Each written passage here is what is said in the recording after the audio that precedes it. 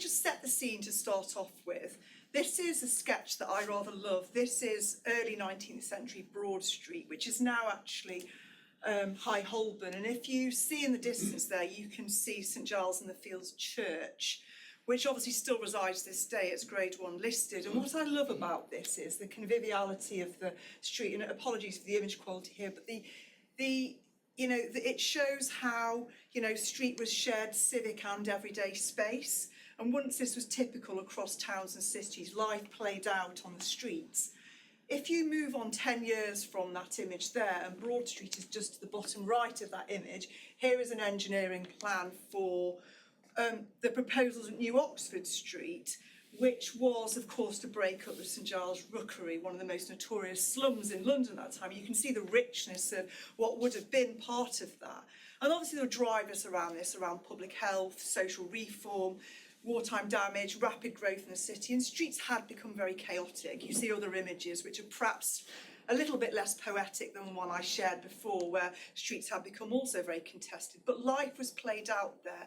And we've had a fundamental shift over the years where street, rather than being a place, has become a street as a movement corridor, and actually sort of typifying the kind of humans and our control over nature. And if you were to walk down that part of New Oxford Street today, and I'll come on to this in a bit, and I'll come on to Holborn, that is the experience you'll see. It's very much a space to move through and not spend time. And I couldn't help but share this. This was a book that I discovered not long ago at my parents' house. It was a book that was published around the same time that I was born. It's not a Ladybird spoof book. It was one of the early learner series. And, roads were already dominated by traffic. We're going back, kind of late 70s here. People go to work by car, they go on holiday by car. Traffic jams get worse. They waste time and fuel, and they fill the air with fumes. So we knew that 50 years ago, yet we didn't really do a huge amount about it. And since then, cars have just gradually increased. And at the same time, biodiversity has slowly decreased. And actually, as most of you are probably aware, we are one of the most biodiversity depleted countries in the whole of Europe. And actually, I read the other day that this year there is 50% less butterflies than there was when this book was published. So that makes me feel really sad that my children are now growing up seeing half the butterflies that I saw growing up. And yes, obviously, cars were part of that sprawl, fragmentation, pollution. Intensive farming has an awful lot to answer to. And I think cities are a real opportunity actually here to actually kind of reduce cars, restore nature like never before. And just sharing one more, a couple more pages from the book, because I couldn't resist, and I thought this was rather quite funny. Some families have 2 cars. Mothers use one for shopping or taking children to school. All this adds to the traffic. Thankfully, some things have changed, because fathers are also taking their children to school. And I'll let you be a judge of the image on the right.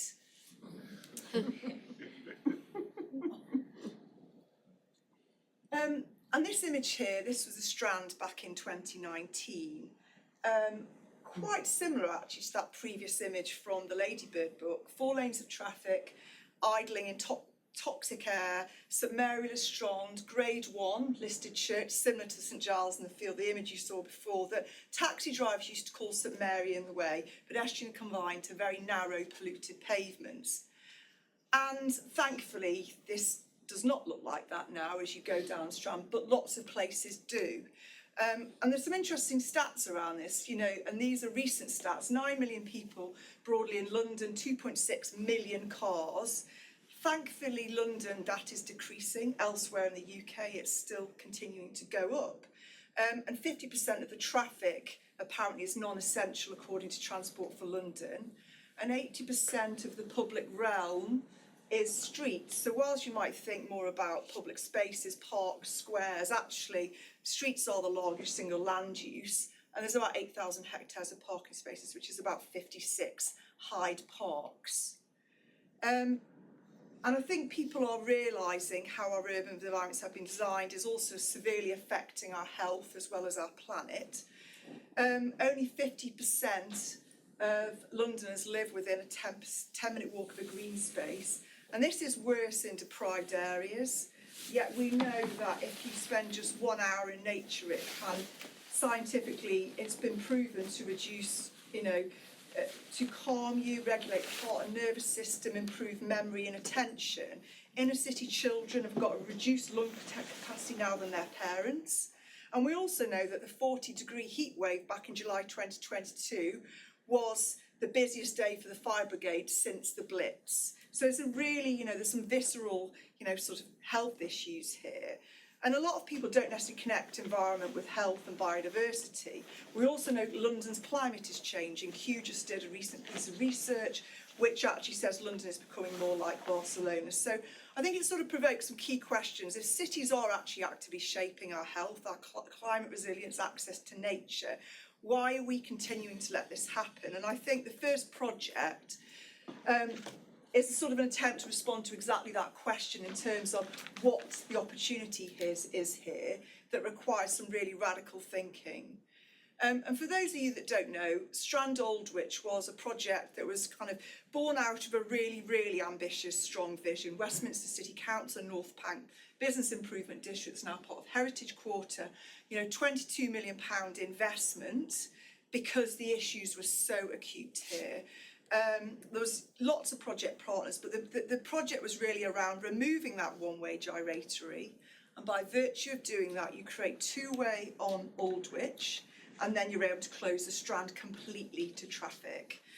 So it wasn't, it's not just a transport project. This was totally rethinking the purpose of a street around cooling, air quality, space for people, nature.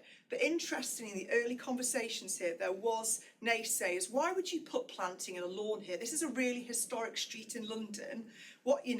Yes, there's a few too many cars, but why would you do this? And I don't think many of those people would probably say the same if they walk through the space now. So, as a recap here, this is an image from about, I think, 2019. And this is just by the church. You can see it was being absolutely choked by traffic. 3,000 vehicles an hour, 200 buses an hour, 1,500 cyclists an hour, and about 40 collisions a year. So, really dangerous, congested, polluted, unsafe place. And now if you were to take a view from that same vantage point, it's this sequence of very green, very sociable spaces, and I'm going to walk my way through those with you. And the church is revealed and reactivated. And the context here, this is an aerial photograph of the existing. So we've got 2 embassies, we've got a number of really significant cultural institutions, Somerset House, Courtauld Institute. There's 30,000 students at King's College London alone. We've got London School of Economics to the top of the image there too. So, huge kind of, mix of really high profile and significant stakeholders here, all that were involved in that design process. And I think it was about 76 stakeholders in the end as part of that journey of change. The Aldwych was also created a real issue around kind of poor connectivity with Covent Garden, and there was something like one crossing near Kingsway, but actually the project now has also reassigned space, wider pavements, has introduced new crossings, so you've got improved connections from the river up to Covent Garden and also onwards up to Lincoln's Inn Field and beyond to the north. And if the start of this project is kind of led by 3 design principles, thinking about creating a space that would work really well in the everyday. So a wet November afternoon, it needs to function then. It's also a space that actually could potentially host a whole calendar of different events. Somewhere that can simultaneously be quite tranquil and energetic, similar to the sort of serendipitous spaces you get throughout the city as you wander around. And top right, there was discussions around it being, a permanent space and also ephemeral. And what we mean by that is the permanent, the trees and seats, they work in that everyday mode. But the ephemeral is about actually bringing it to life through the activation. And that's really key here. And in the image, if you can just about see, that's from Harvard University, when some students were making a round earth wall. And that was really about the process of making. And again, the philosophy for the Strand was about creating a space where art was made and not just displayed, where you had a performance, but actually you saw the rehearsals, not just the final show. So at the start of the design process, obviously you take out the traffic, you have, this site structure that you see here. It's a 350-metre long space. You've got the church as a physical and symbolic centre to that space, and you've obviously got really amazing, remarkable London plane trees to that northern edge. And the first design move we did was about creating this garden setting, this sanctuary around the church.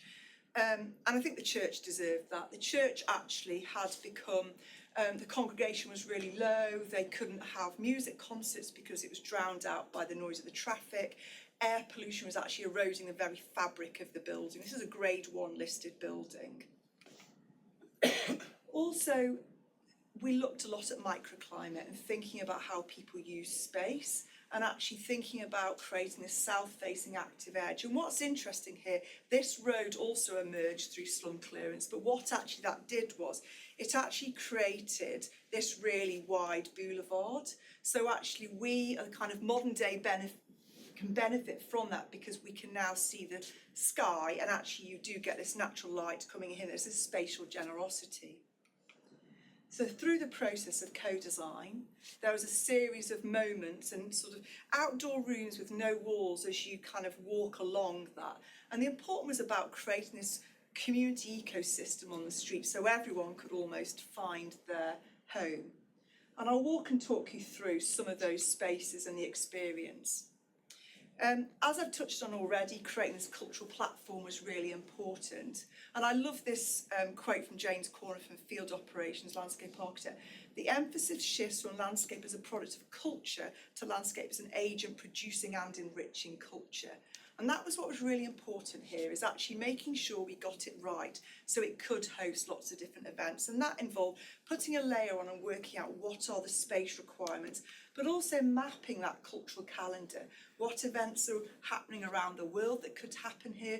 What events are already taking place in and around the site? And events that might take place in the future, and how do we support those through kind of perhaps invisible infrastructure like, power and water, say.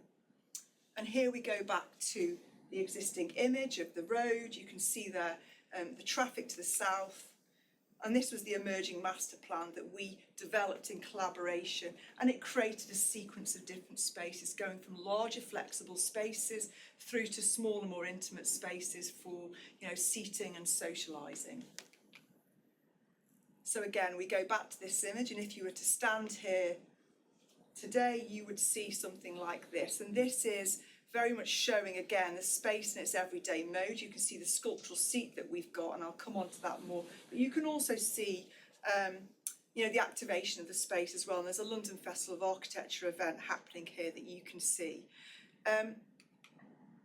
And if you were to approach the space from the west, you can see the first moment, which is the garden room. And effectively what we did here was we created this sculptural bench working with millimetre. This is an Accoya bench, so it's a modified softwood which is uber sustainable. And it was about creating a sculpture where people could find their comfort spot. So you look at it and you've got places to perch. You've got this rather lovely photograph here of a child walking along it, children sliding, but cleverly this also hides some really serious hostile vehicle mitigation kit. So actually it protects it, creates a really secure space here as well. And this won a Design Award for Bespoke Design last year. And again, these overlays of multiplicity of use are really important here.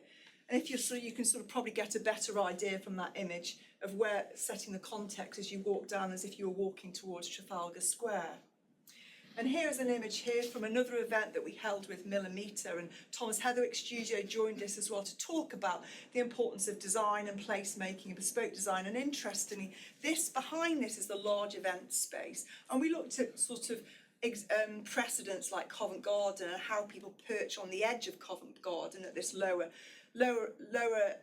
position that we created with the kind of two-tiered sculptural seat here. On another day, you might experience yoga here. So this is the High Commission of India in King's College London with a yoga event. Christmas markets that are organised by the North Bank BID. But also, I love this image here. Somebody feels so comfortable now, they'll set up an easel and they're wanting to paint what is the freed church building. And also we have the social seating in the space. There's something like 57 colours of this kind of sculptural seating position, and we, designers and the studios spend a lot of time going through the space, and often you will catch people wearing clothes that match the seat, and go up to them and find out actually, we often ask them, have you done that intentionally? And people often claim they haven't, but it's remarkable how many times people somehow naturally gravitate to get their outfit to match that seat.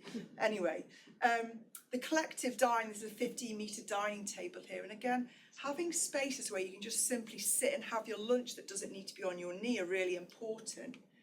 There's also workstations for the students, so you can see here, and this configuration of the 90-degree is actually been really successful in actually promoting that kind of socialising in the space here and thinking about how people might use spaces.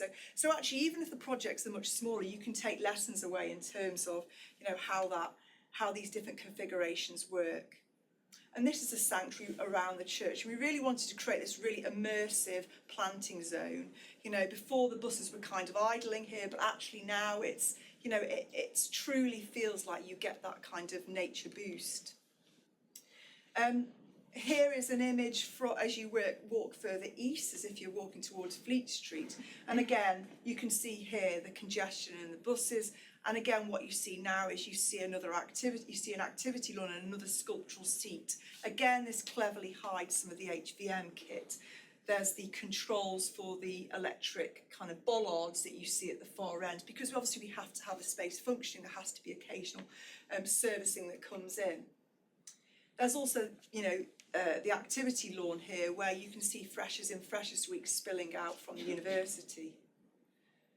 And the garden walk here that runs adjacent to that activity lawn. This is a really popular space for people to come and sit. It's slightly away from the main kind of pedestrian footfall, and there's really comfortable seats with armrests and backs. And again, these basic kind of human needs around comfort you have to really think about. And even the idea of prospect and refuge, where you feel more comfortable when your back is protected, thinking about actually how that might work. And I share as well in that last image some of the kind of stats in terms of the sheer quantities of plants that have gone in here. And I'm just going to end on St Clement Danes Square, which was actually the first phase of the project to go in, and it starts a sequence of spaces as you move along. And I think, sort of in terms of reflections on the Strand, I think, part of the success has been also around kind of the curation of the space. Westminster actually appointed a kind of cultural programming officer who actually organised lots of events in the space. So it wasn't just a case of chance that these things would happen. Also, long-term maintenance is really, really critical, and there's been a lot of investment that has gone into the planting maintenance. And sadly, this isn't always the case. And this is one of the biggest failings of a lot of these type of projects, is actually how the spaces are not maintained. There's not gardeners who care about it. People don't understand the plants. And for a whole host of different reasons, we see those kind of rather sad rainwater gardens now at the side of streets that might have become more of a litter trap because they've been poorly specified or they're not maintained properly. But I think key here shows what can actually be achieved through strong ambition as well. And the next space I'm going to talk about is a little bit closer to home. In fact, it's literally around the corner from here, and this is around the St Paul's Gyratory transformation. Again, there's lots of project partners, and I list a few at the bottom here. And this is a project that's led by City of London. There's been some really key stakeholders in this: Historic England, Cheapside Business Alliance, Culture Mile. And this project is currently under construction. If you were to walk just out of the building now and just walk towards St Paul's Station, you can see the construction site, and it's closing effectively a 3-lane road to create this new public space here. So it's 3,000 metres squared. It's also removing the one-way gyratory, and by doing that, it affords the closure of this street. And again, this is around a shift towards walking, cycling, climate resilience. But what's really key about this project is it is around trying to change perceptions of the city as well. So it's around the destination city vision, around attracting new audiences to the city. So at weekends, when it might be more quiet, you might have younger families that would come here. But also it's the city recognising that it's in a pretty acute situation when it comes to actually climate resilience and heat. You know, so actually it's part of their core streets and greening programme. So it's softening of the city in multiple different ways.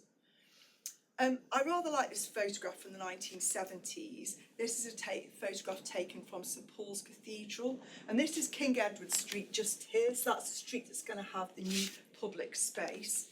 And if you can see from the image here, those are the walls of Christchurch Greyfriars, what was the church, and the walls continued round here in an L shape.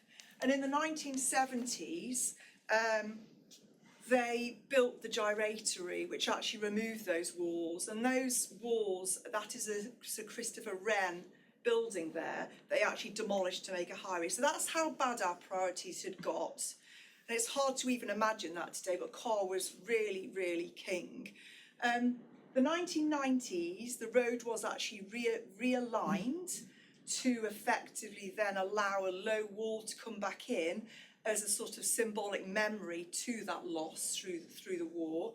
But ironically, the road still maintained at 3 lanes. And this characterises the city because there's 80% movement in the city is actually pedestrians, yet only 15% of the space is actually given over to pedestrians. But happily, things are slowly changing. So if we're to go down to King Edward Street now and we're to look as if we're walking towards, this is the view towards the north transept of St Paul's Cathedral. So there's that low wall I just mentioned here, which actually apparently isn't in quite the right location, but nonetheless that wall is there, and you can see Panorama St Paul's, and if you were to go there now, that's the new HSBC headquarters, and Christchurch Greyfriars is just to the right here. So this section of street is soon to be closed, but it's a very busy Gyratory. It has huge severance, pollution issues, poor navigation. And turning round to the right of that image, you can see here the Christchurch Greyfriars Tower, Grade 1 listed, and you can see the old walls of what was the church.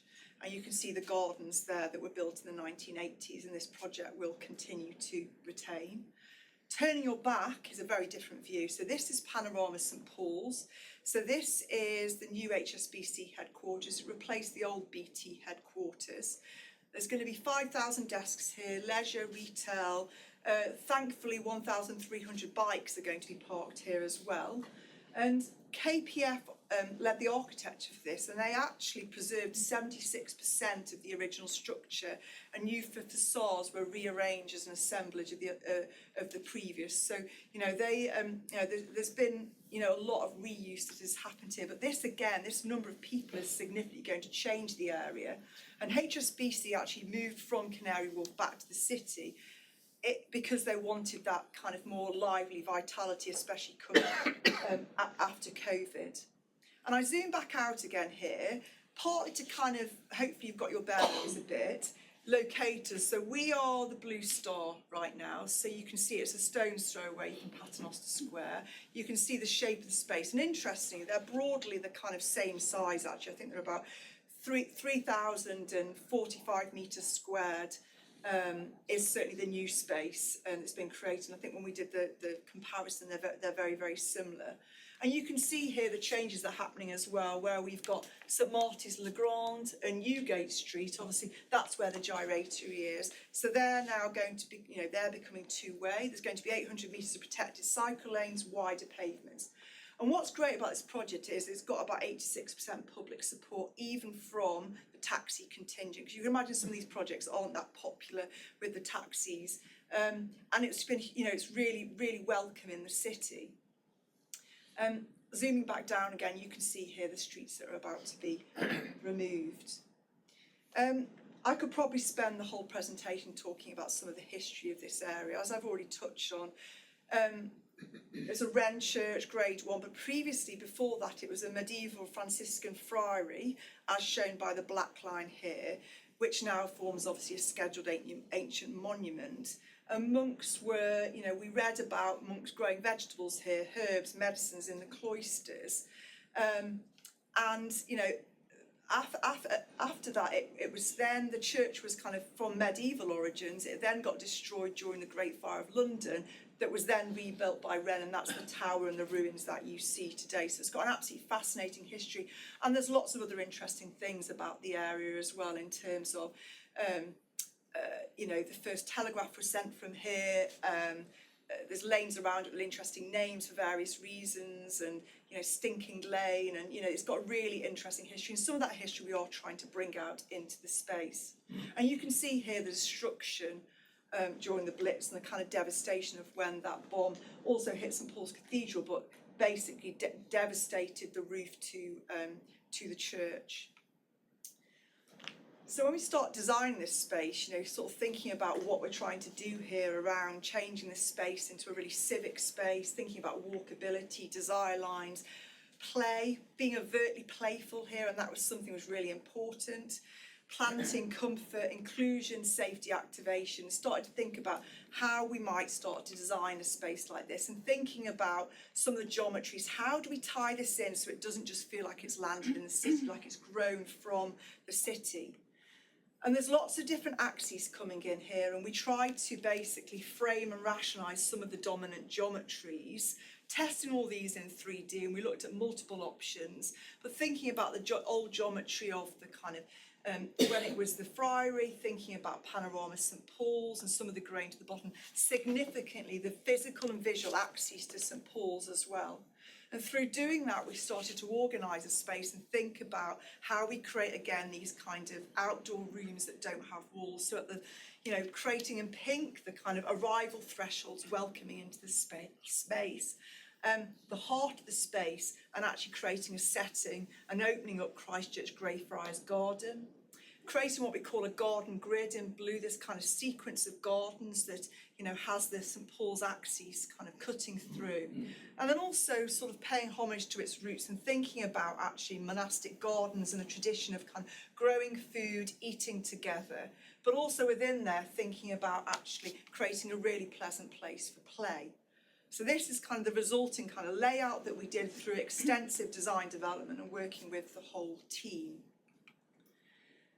And you can see here the view. So again, you can see the tower I've been talking about here, the view to panorama St Paul's, the monastic gardens, and of course the street, which now is two-way in the bottom of that. And we've been working with really great lighting designers, light follows behaviour, around actually creating the right environment to kind of create a really safe, welcoming space. And I don't know if anyone's walked past the gardens at night before, but it feels quite foreboding in there. They're very dark, and actually thinking about low-level light and how that might affect kind of, you know, potentially kind of wildlife here as well, whilst also creating that safety. So there's lots of considerations and lots of discussions around this.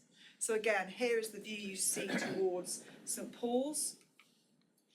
And here is effectively the design with that kind of strong physical and visual axes.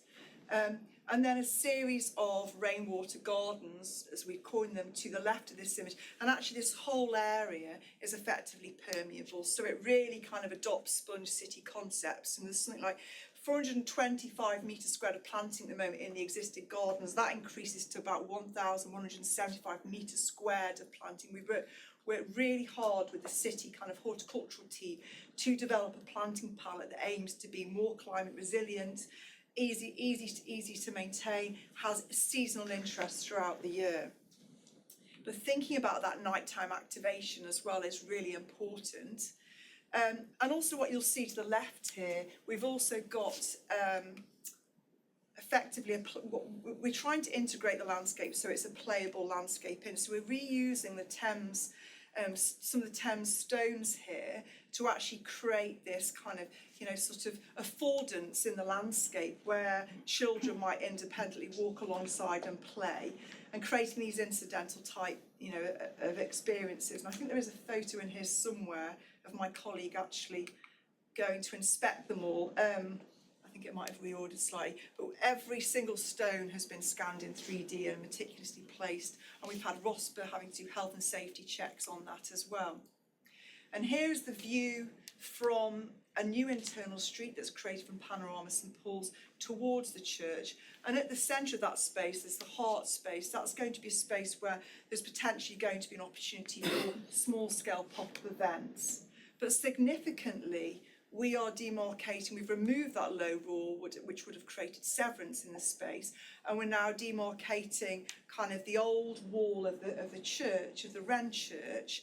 And actually we found this amazing letter which was in the Times, and people like T.S. Eliot had written this, all around kind of the importance of actually war memorials and the fact that you need to give them kind of the respect. So this is trying to actually effectively provide that memory and poignance. And actually I think there's given what's happening in the world right now, it feels like the time this is very poignant. And I'll just give everyone a moment just to read this, which was the letter we found.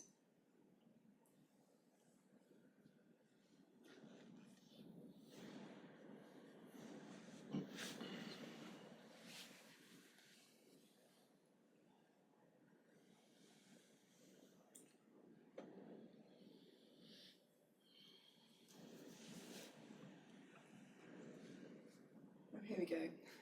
Here's Max. So this was Max inspecting the stones, and that's what's going into the kind of Allée Bridge walk I talked about.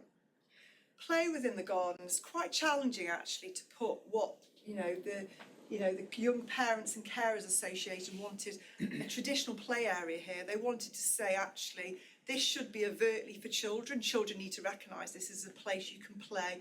We don't want you fancy architects just going away and doing something that's integrated and too subtle. We want to overtly say this is for play.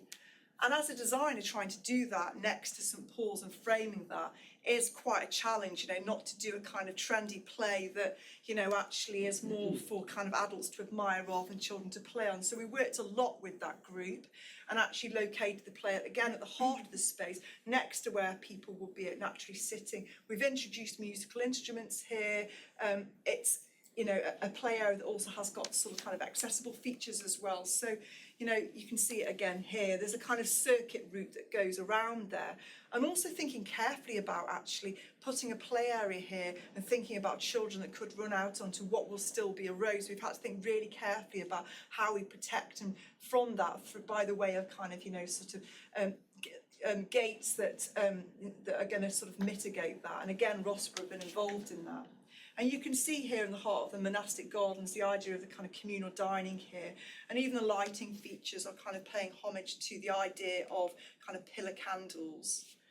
And the monastic gardens as well, we've got lots of sensory planting in there. We've got sage, we've got lavender, we've got curry plant, we've got mint.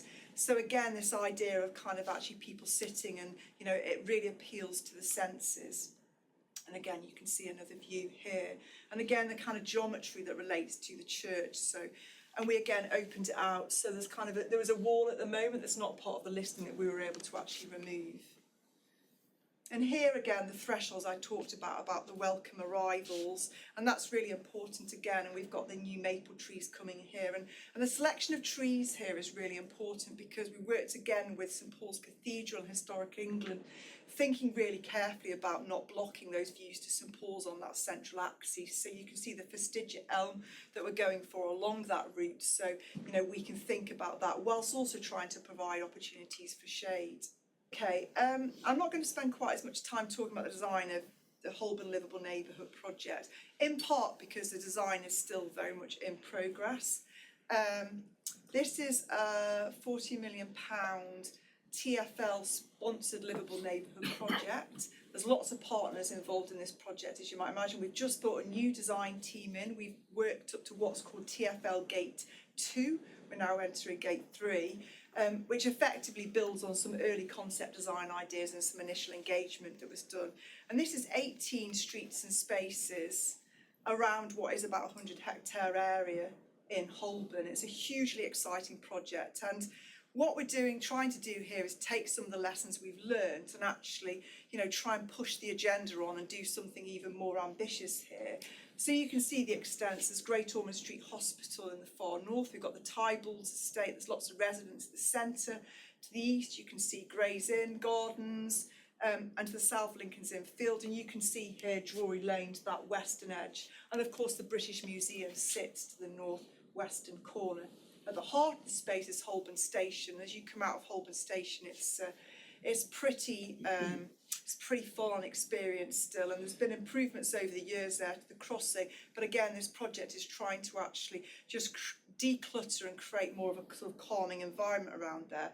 But the higher level, this responds to sort of some of Camden's most pressing issues around, again, air pollution, heat, and there's a heat resilience study done here. We looked at places that are really vulnerable in terms of heat risk, and Shade the UK did that piece of work, and a lack of green space, despite there being lots of kind of garden squares in the area, it actually lacks some real basics, just the occasional sort of seat to sit on at the side of a street, small incidental sort of spaces. So, you know, people often complain and find themselves sitting on the edge of a curb for lunch, or very few places to actually go within perhaps a very short stroll. So whilst the gardens are really kind of, you know, welcomed, actually there's a real need to do more here.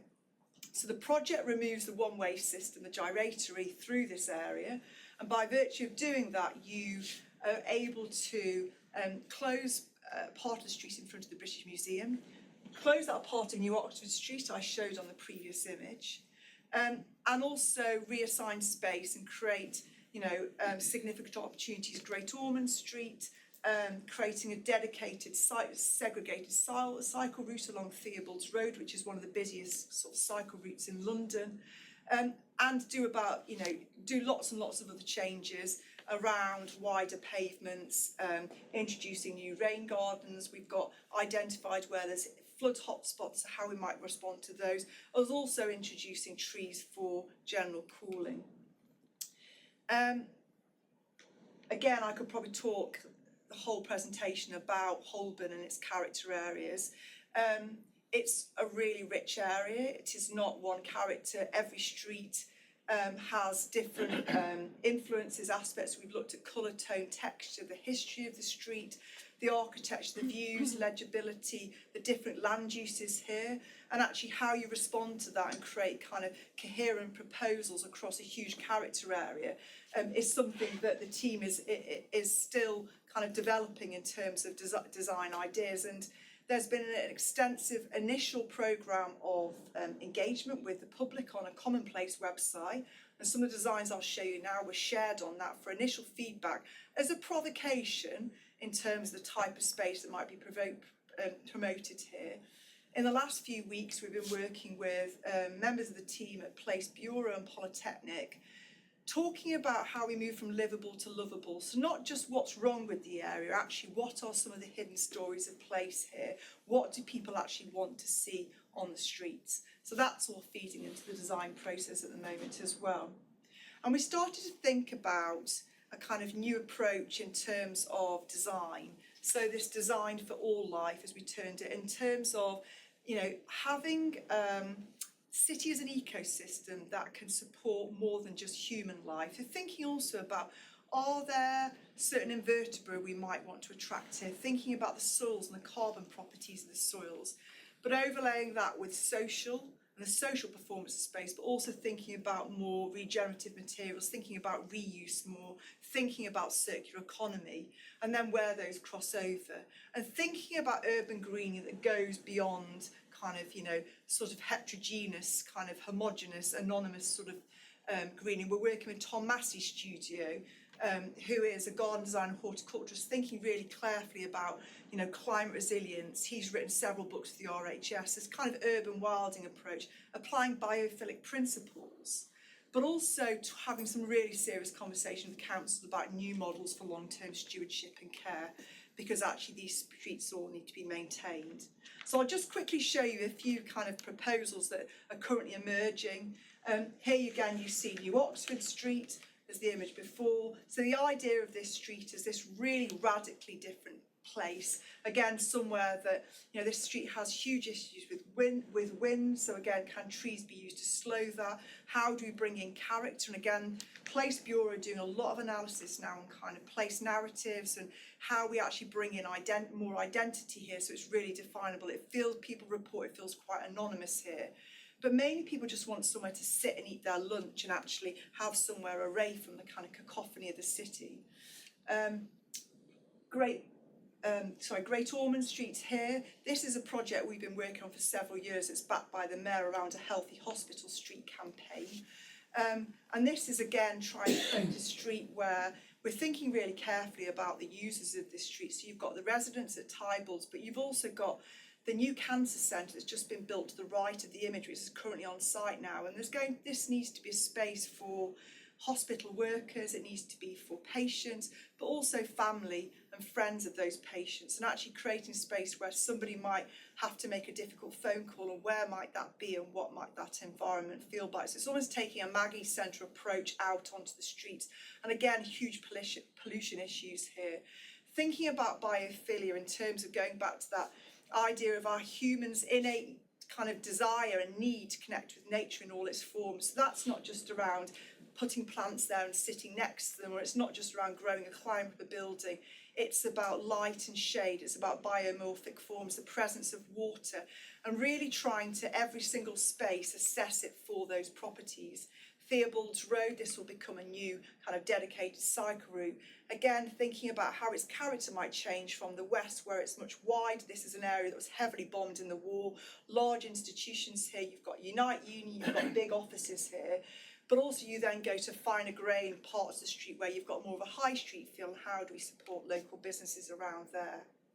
Great Queen Street, which is just off Drury Lane, and behind the kind of construction hoarding there is the Freemasons Hall, which is one of the most intact Art Deco buildings in London.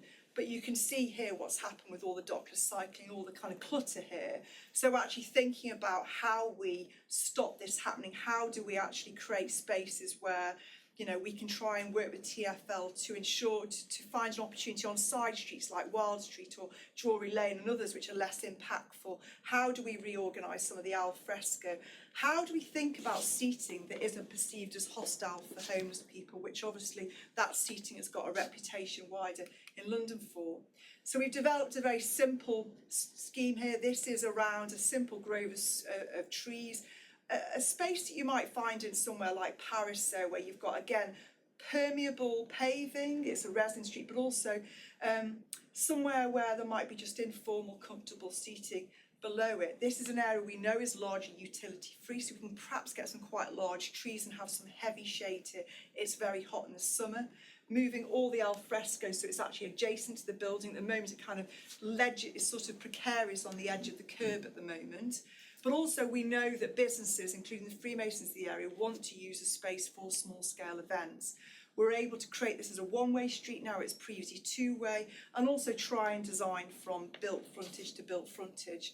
And I really hope in 10 years' time we're not looking at this image with a load of dockless bikes in, so we need to solve some of those issues. And finally, Great Russell Street, which, again, one of the most important streets in the country, and obviously this is the UK's #1 visitor attraction. There's something like 6.5 million visitors that come here at the moment a year.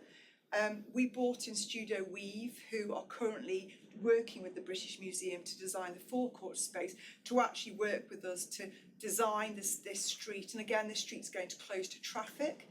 We need to make sure that those trees are maintained. They're really important for the street. But actually, what might the street look and feel like? And again, this is kind of all work in progress and being developed. And we're doing, again, lots on kind of curatorial narratives around bringing some of the curiosities from inside the museum out, but not doing that in a pastiche way. How do you do that? To bring the stories of the street. We know that lots of architects and designers and free radical thinkers. It's obviously the heart of kind of thinking. Bloomsbury. How do we bring some of those stories out? We need to maintain access for emergency vehicles, for people with disabilities. We want to support the local businesses. So what kind of space do we need to leave free for kind of that timed service access, whilst also creating a space that's a kind of anti-room for the museum? I'm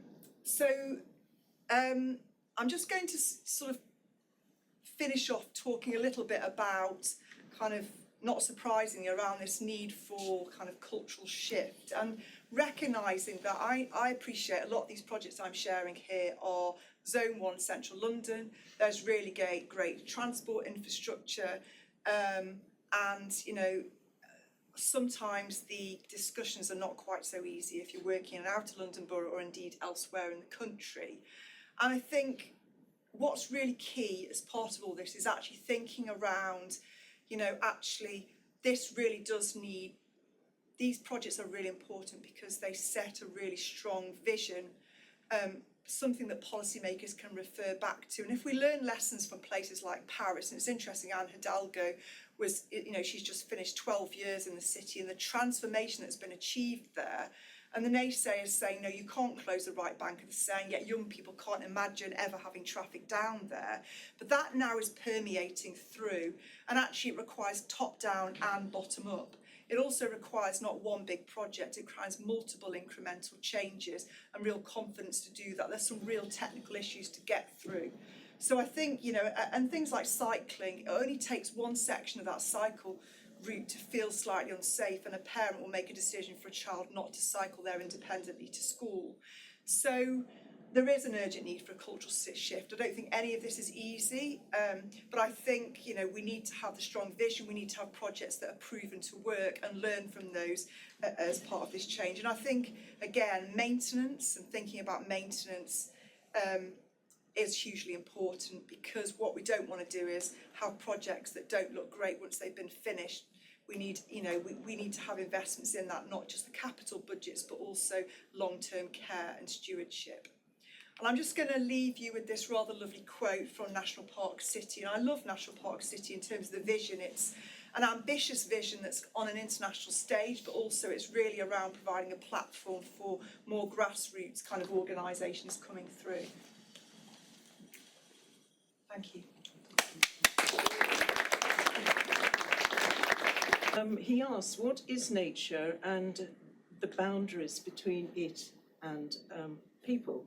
Obviously, you made it very clear that our 1970s urban design heritage, with the particular case of the square in the Gyratory,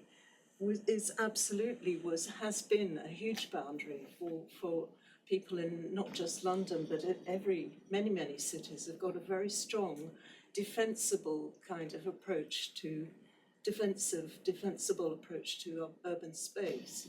I mean, squares were to rush through, they weren't to linger, they were not intimate, they were really heavy and somewhat oppressive, and they didn't have any sort of softening effect of, or scarcely nature, because that landscape was expensive and needed to be maintained. So do you talk about this in your book, that was, you know, how difficult is it for public spaces to retrofit themselves away from 70s? Because it marooned St Paul's Cathedral for anyone who actually wanted to go and walk there, you know, above all, rather than go by car. It's very drastic. So the question is how easy is it to? Yeah, so I think I'm very acutely aware of how unhelpful that heritage from the 1970s, the ideas that were central to urban design and traffic planning then, they are a total handicap to the way we live our lives today, working and playing and living in city centres. So I think it's a big challenge. Yeah, I mean the biggest issue, I think. So I think if there's good transport infrastructure and a really good starting point, people have choice. I think it's easy for me to sit here and say, well, everyone should just be walking and cycling. But if you're getting up at 5 a.m. and your job is reliant on it, or you're having to do kind of, you know, drop the kids there, take them there, actually that is hugely challenging. So first of all, it needs the top-down vision and policy in place to actually basically achieve that. It needs funding, and I think there's a lot to be said still for, you know, a carrot and stick. So actually road user charging, I think there needs to be more done on that, but there needs to be, it needs to be around culture change. And I think if you look back to effectively historically when we used to plan cities and you look at kind of some of our great parks, etc., and they obviously came out a lot of the kind of industrial revolution. Again, it was very much around man's control over nature. And we need to effectively think about ourselves as being part of that. And if you were to design a space in the eyes of a black red star, what might that look like? Because we are no more important than any animal in the city. And I think so there's lots of layers to this. And I think the whole kind of legacy of like mown grass, pastoral landscapes, the idea that people think countryside is really biodiverse when actually it's highly artificial. And actually the opportunity for cities, I think, to have a new model for kind of health, well-being and livability that isn't actually just a utopian vision, but it does need those streets to be basically changed. But actually we have lots of projects now where we are having conversations around this, but the politics is difficult. It's really challenging because people have got used to a certain way of life, and again it's actually people need to think carefully about the decisions they make across a whole raft of different things. So yeah, none of this is that easy. No. Thank goodness we have far-sighted people within the local authorities, the City of London Corporation, Camden, Islington, and amazing people in the bids. We have Alex Jan, who's chair of the CDA bid here, who's been very involved with the West End project. Thank you, Lizanne. Thank you. Great presentation. As you say, I'm Alex Jan. I chair the CDA bid, which hopefully will be associated with the Holborn vision at some point. We're actually looking to work with Camden as a partner if our property owner bid goes through.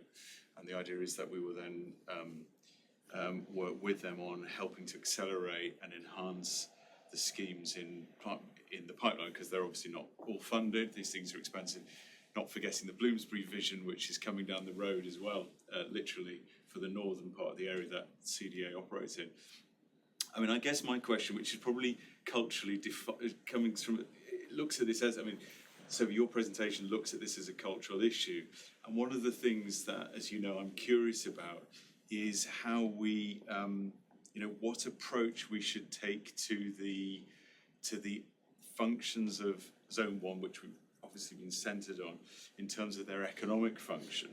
I think the reaction of the audience when they see images of London in the 1970s as presented, St. Paul's and so forth, and indeed those great books which show, the road schemes that people were sort of engineers, bless them, were sort of half thinking, daydreaming could be imported and plonked into London. The sort of reaction from the audience is in some ways gives us a sense of how much has moved on in the last 50 years. And in fact, we've actually arrived at a point where we have actually very, very significant car restraint now. So the number of people coming to central London by car in the morning peak is about 80% down on where it was in the mid-1980s. The reason I mention that is to ask the question, at what point do we think in what level of traffic do we think is acceptable in order to allow the city to function in economic terms? 60-70% of the traffic now in these areas is working traffic, so it's not people driving cars, it's people doing things or driving other people, buses and so forth. And it's really a question of how do we build that into our thinking in terms of getting the right balance, because obviously we want the city to function in economic terms as well as in all the ways that have been identified.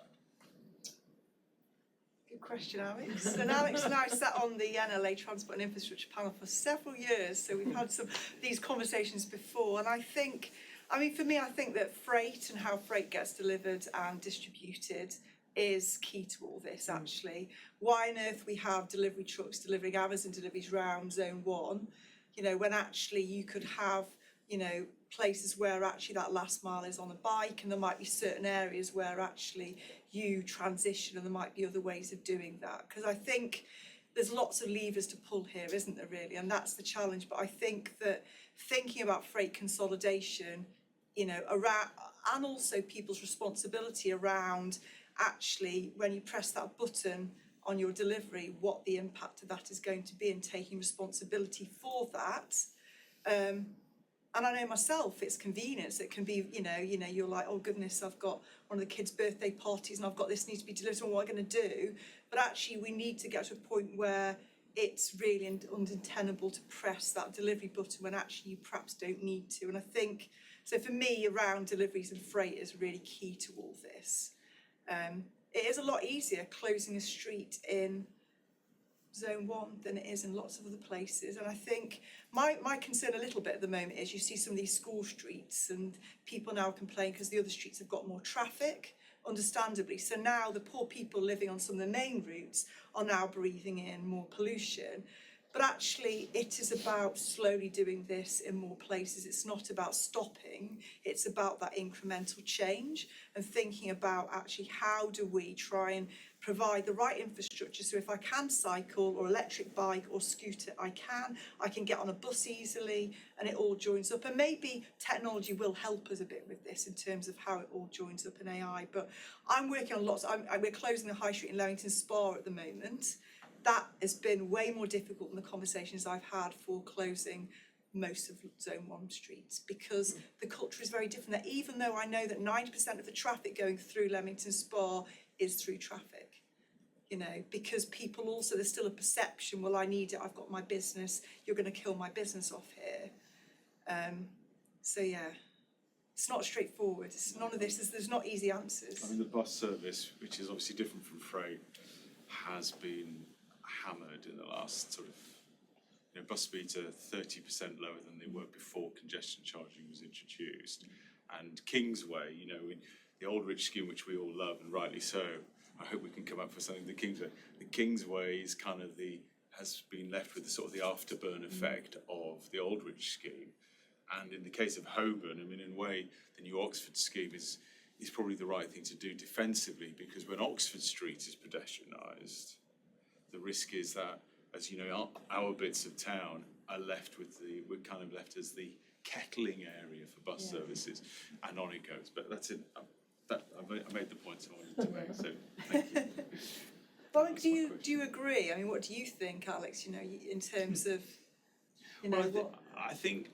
I mean, the big difference between, you shouldn't ask that question because we'll be here all evening. But the big difference between London and Paris. Talk, Alex. The difference between London and Paris and New York is that the alternatives for some of this through traffic, if we accept through traffic and buses from poor areas into rich areas and all the rest of it are going to be allowed, is how do we just sort of reconcile it in a way which is thought through? Because the embankment has obviously been reduced, the Strand Aldwych has been reduced, Oxford Street rightly is being pedestrianised, High Holborn is going to be taken out.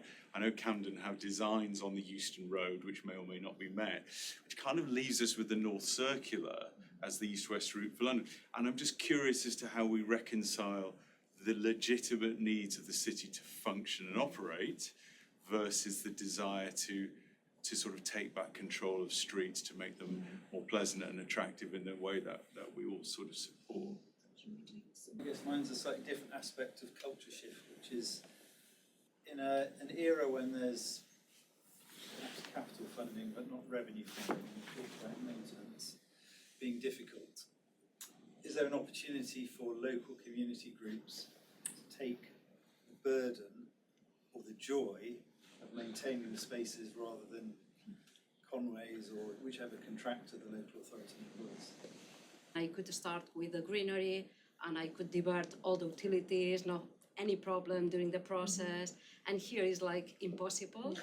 And I just wanted to understand how you do that, or if you spend a lot of the budget diverting utilities to have the right greenery in place. Yes, absolutely right, Luke. I think that is the future of maintenance. It does need to be done in the right way, though. I think we need to recognise that horticulture is also a respected profession and requires a lot of knowledge and expertise.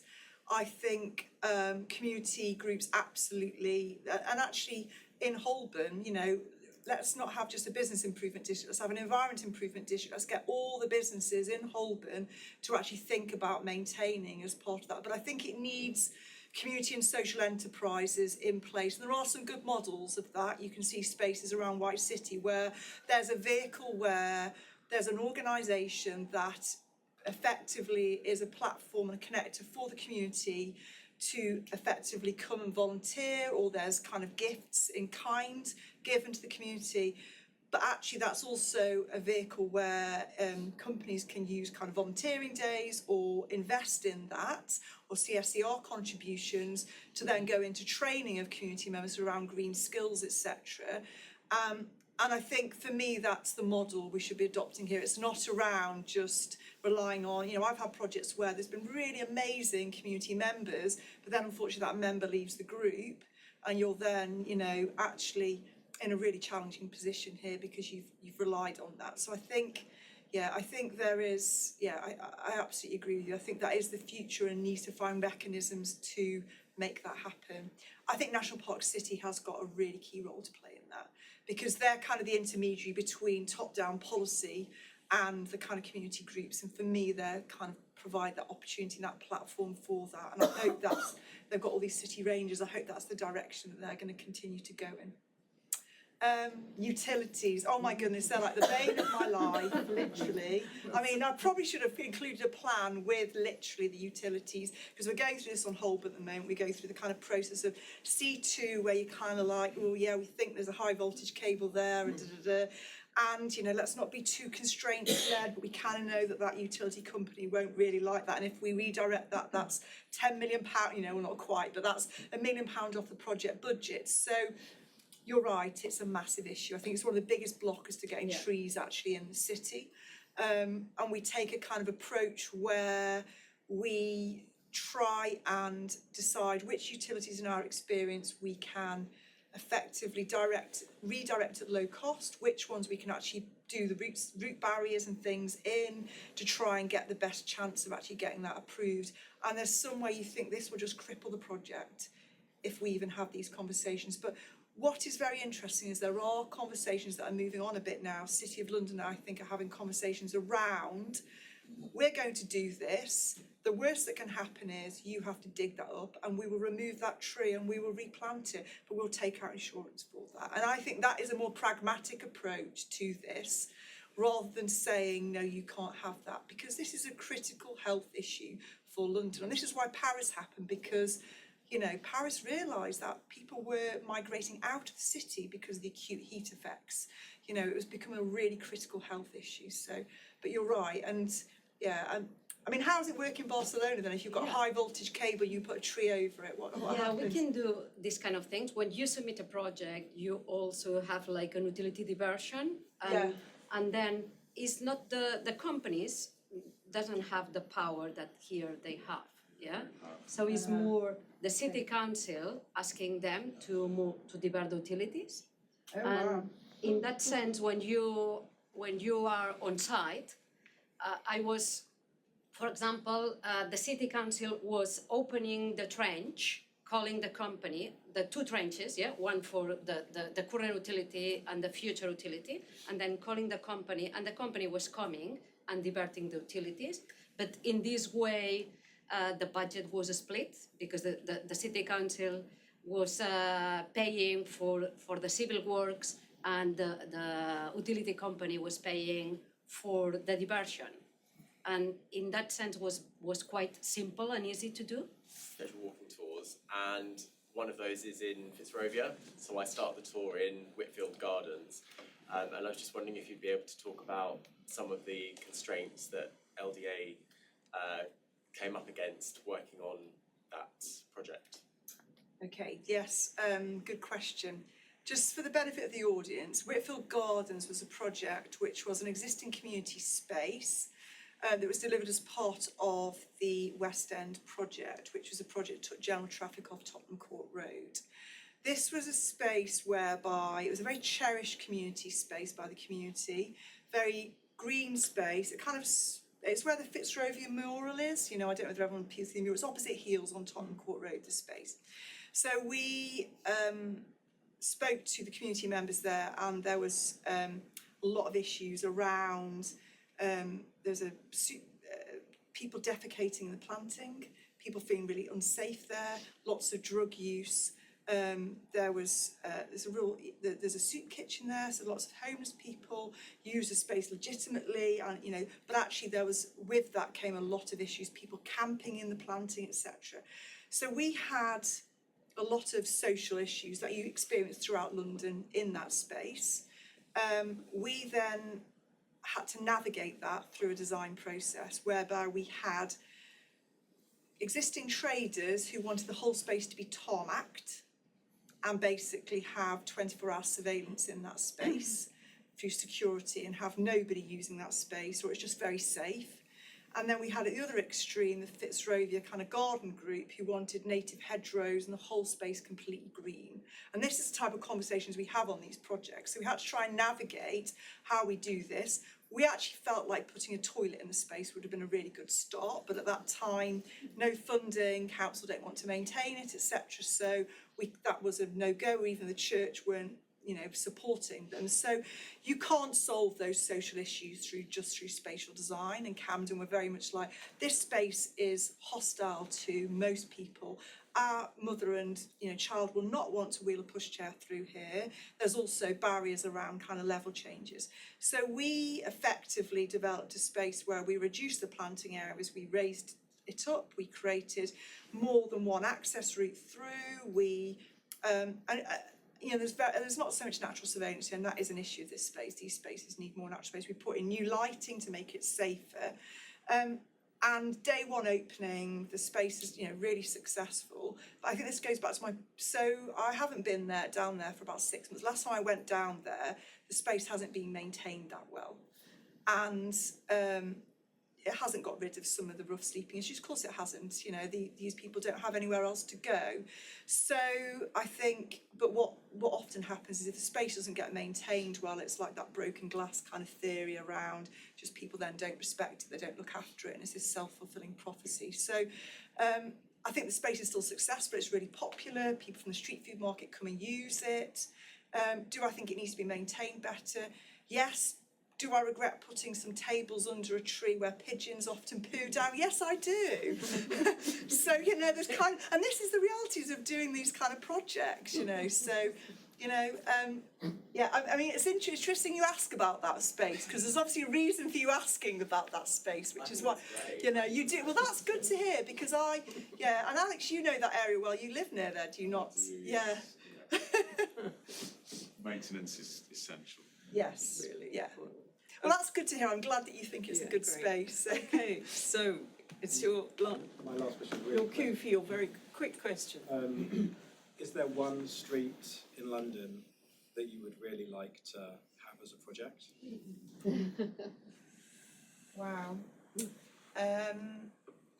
Gosh, that's a really good question. Is there one street that... There was, but we're actually now we're working on Carnaby Street now. So that was one street that we were like desperate to redesign, and we've been successful in doing that. Gosh, I don't know. Charing Cross. Euston Road. The Euston Road needs a segregated cycleway and loads of traffic reassigned, and needs to be reclassified so it's not London's inner ring road, because until that doesn't get reclassified, the traffic models will never let anything happen on that road, so it needs to be downgraded somehow, and freight needs to come in a different way. But for me, that is the street that I think will create, there's no east-west cycleway through there, and you look at what's happened at King's Cross and you compare that. And interestingly, we did a vision for the Euston Road back in 2014 when the Roads Task Force first got formed, and to look about reassigning space, creating an amazing setting to those Grade 1 listed buildings. And in COVID, we had a bit of a cycleway and then it got taken away again. So, yeah. So I'm pleased that Camden are looking at it again. That's great. Great.